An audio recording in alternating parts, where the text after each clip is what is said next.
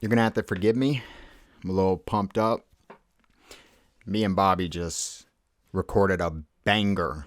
It should be dropping, I believe, later on this afternoon, evening. All-Star coming soon. Reserves, everyone's been announced. We essentially just did I was Team LeBron, he was Team KD, and we went through a draft just like, they're going to be doing here soon. So, awesome video. That should be posted anytime today. Trade deadline coming up in a few days. This Thursday, right? What do they got? One more game? Two? Something like that? The Nets tomorrow? Yeah, one more. They've got the Nets tomorrow. And then Friday is when they play again. So, have we seen the last of Dennis Schroeder, Josh Richardson, Al Horford, the young guys, Marcus Smart? I want to go over, essentially, if you want to call it one last time, with the date approaching, my final thoughts. We have covered it as in-depth and as thorough as I think you can. Go through me and Bobby's Trust the Podcast. Go through, any and every scenario and trade we pretty much went through. I have on my Jags channel a Dennis Schroeder breakdown. I had when Damian Lillard when anyone was announced, we were going into it, guys.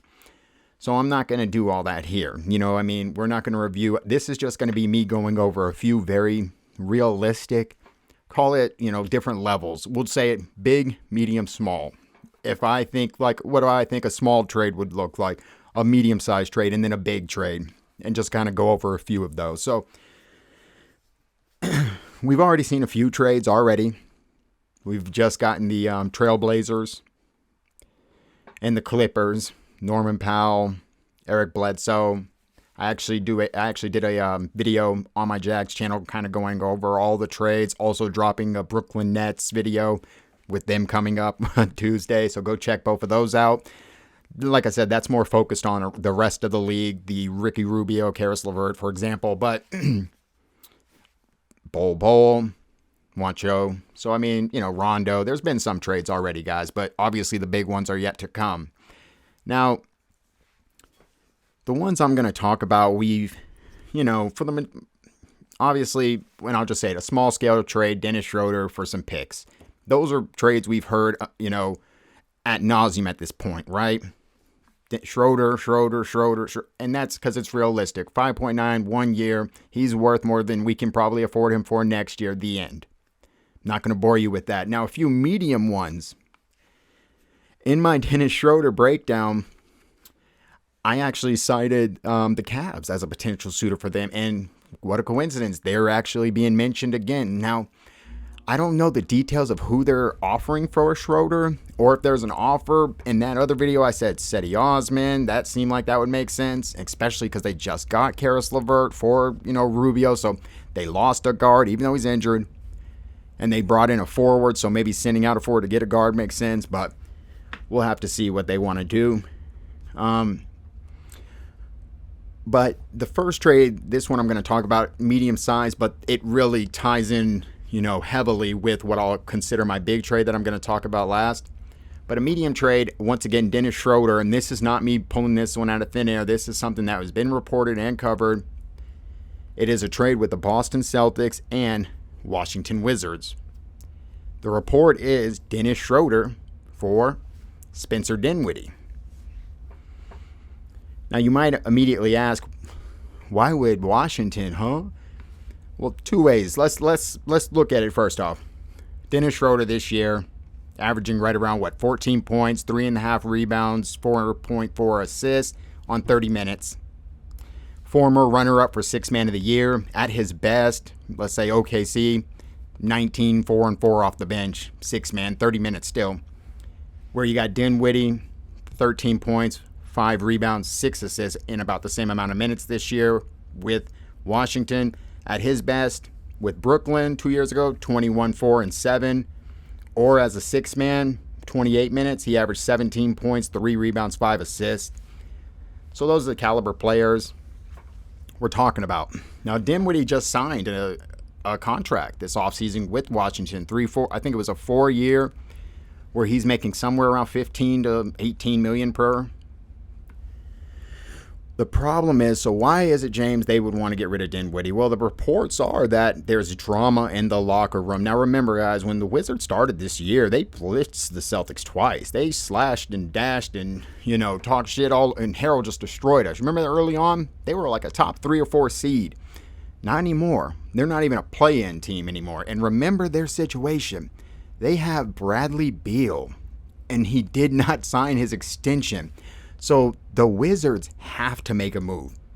And let me tell you why Schroeder makes so much sense for them. Because, one, they have to make a move because if supposedly Dinwiddie tried to step up and be a leader vocally and it wasn't well received, now though he's lost the locker room, they all want his ass gone. That's the reports.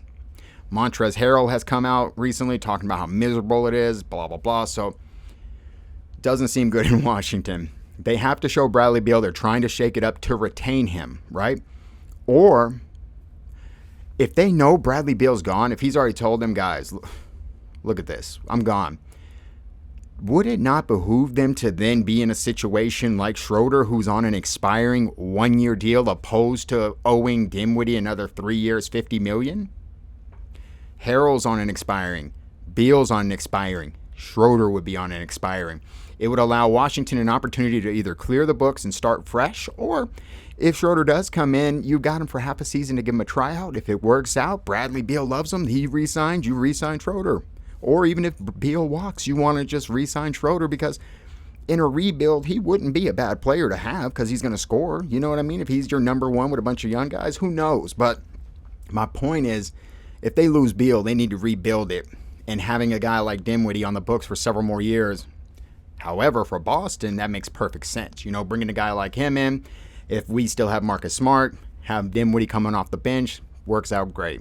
He's not the best shooter in the world, not the worst, but he is definitely, a next step above Dennis Schroeder, and he was someone I was definitely looking at them to bring in this offseason. So we'll see. That trade, however, could potentially be elevated into something big, if you will. Because, again, I told you, Montrezl Harrell making a lot of rumblings, very disappointed, la la la. Good chance he might be on his move, on the move as well. I did mention he's on an expiring. He's only on, I think, 9-10 million, something like that. Montrezl Harrell, guys, averaging 14 points, 7 rebounds in 24 minutes. Former 6th man of the year. With the Clippers, he averaged 19.7 rebounds off the bench. Excellent offensively, not really all that on the defensive end. So how could this be elevated to the next level? Well, what if Washington says, are you also interested in, Montrezl Harrell? A Dinwiddie and Harrell for Schroeder? And what if the Celtics say, you take Al Horford, who's going to be on a partially guaranteed next year, and you take Dennis Schroeder? Those are 2 players showing Bradley Beal. You're switching it up, and if it doesn't work, Schroeder's gone and Hal's on a partial. We take back Dinwiddie and Harrell, 2 guys who have lost it with the locker room, who aren't working out. Bradley Beal might not like them. We take them. If Harrell doesn't work out, he walks. We've got a backup 6-man off the bench in Dinwiddie moving forward for the next 3 years. I could, Washington, I could see them asking for a pick. That's when it gets interesting, but that has been a report. Not all the Harrell and Al Horford, just Dinwiddie for Schroeder straight up has been the report, but I could see it actually, that's just the Horford and Montrezl Harrell is, just me thinking. Now, the big trade. There has been a lot of rumblings out of Minnesota that they want Marcus Smart. Minnesota wants Marcus Smart, period. They want him. And I would say, look at it like they have seen Pat Beverly and the impact he's had on that roster this year, on Cat and D'Lo and Anthony Edwards. They actually got a pretty good little squad come together. I think they're the 6th or 7th seed, so why not? Beverly's been great. He's on expiring. Let's get the upgrade. What's the better model of Patrick Beverly? Marcus Smart, several years younger, does everything Beverly does, just a little better. You know what I mean? So heavy interest in Marcus Smart. And supposedly they've already offered, at least I know, Malik Beasley. Now, quickly, who are these guys? Marcus Smart currently, longest tenured Celtic, 11.5 points, 4 rebounds, 5.5 assists on 33 minutes. First all defensive level defender. Malik Beasley, actually on a 6-man role this year, was a starter the previous 2 seasons, but 26 minutes a game, averaging 12 points, 3 rebounds, and 2 assists. He is a career 38+% three-point shooter. He's actually had multiple years where he shot 40% or more. And the last 2 years as a starter with 30+ minutes a game, he averaged 20 points, 4 rebounds, and 3 assists for him. He's only 25 years old.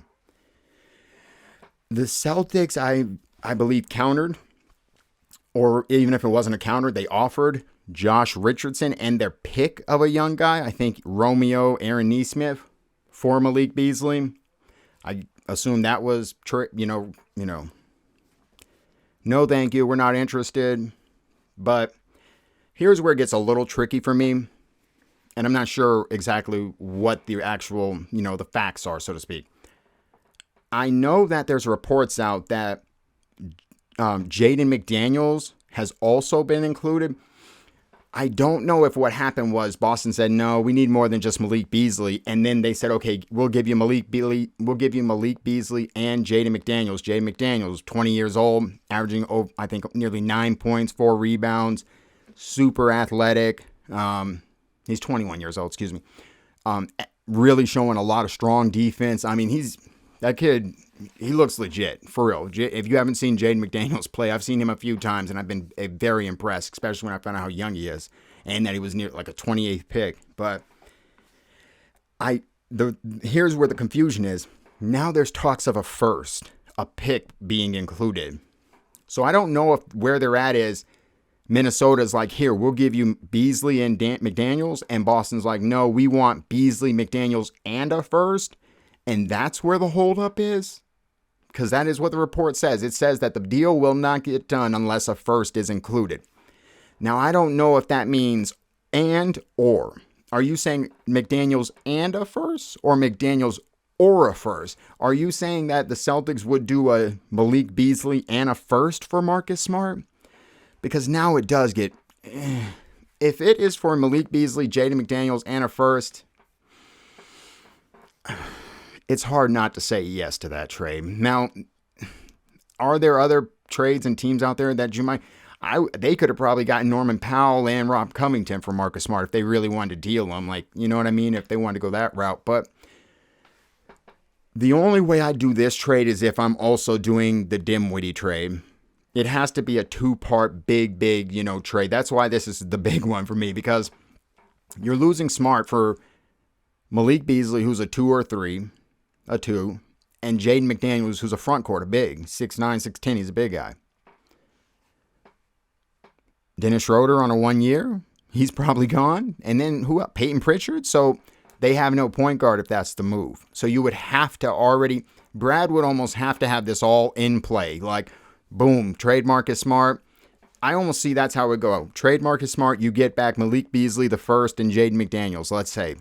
You then take that first if you need to, and you send it to Washington with Schroeder for Spencer Dinwiddie, Montrezl Harrell. Maybe you throw Al Horford in because now you're throwing a first in, and you're not technically losing a first because it's from Minnesota. That's the only way, because otherwise, who's their point guard? So, and remember, this is not me just coming up with this. There is a lot of... Type it in, Marcus Smart to Minnesota. Type it in, Spencer Dinwiddie and Dennis Schroeder. So, to me, the Dinwiddie and Schroeder one seems like the more likely one. Actually, that makes perfect sense. I don't know why that one hasn't already happened. Like, maybe maybe Washington wants a pick, but I mean, there's no way Bradley Beal goes back, right? I mean, that team's trash, and they've got all that drama. Type in Washington, Montrezl Harrell, see what he's saying about the locker room and how depressing it is playing there. So Bradley's gone. So why hold on to Dinwiddie? Do we think Beal's in Boston next year? What about that one, guys? He's gone. He's out of he's out of Washington. So, but that's pretty much it. Those are the ones I really wanted to hit on. Like I said, some of the other league-wide trades, I'll drop in, post on the Jags to Riches channel. Don't want to waste all your time on that. But we've talked. It's pretty much more than likely, guys, it'll be Schroeder on the move.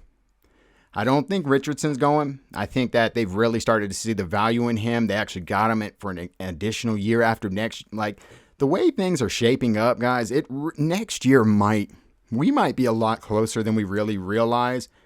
This core four, you know what I mean? They're starting to really put together a strong core.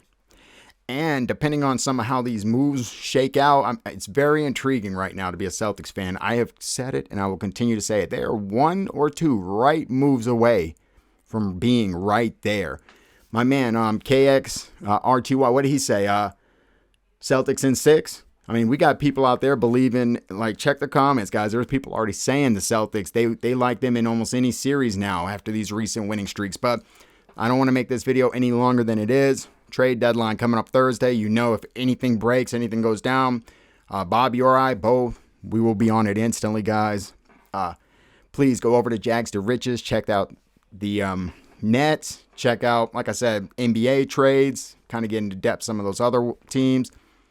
Later on this afternoon, me and Bobby's All-Star Selection draft video, if you will be out. Check that out, guys. Brooklyn Nets tomorrow night, man. Big, big game. Seeing as how we are right behind their asses now in the Eastern Conference, standing in 7th place. Jags to Riches on behalf of Celtics Corner. Thank you so much for your time, guys. Have an excellent conclusion to your day. Take care.